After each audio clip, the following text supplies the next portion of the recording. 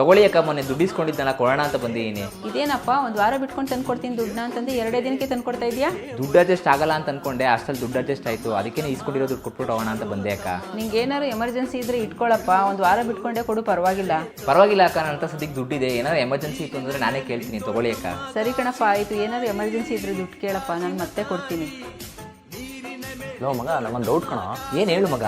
ಅಲ್ಲ ಮಗ, 2 ದಿನಕ್ಕೆ ದುಡ್ಡು ಅಡ್ಜಸ್ಟ್ ಆಗುತ್ತೆ ಅಂತ ಗೊತ್ತಿದ್ರು ಯಾಕೆ ಒಂದು ವಾರ ಟೈಮ್ ಕೇಳಿದೆ ಅಕ್ಕನ ಹತ್ರ?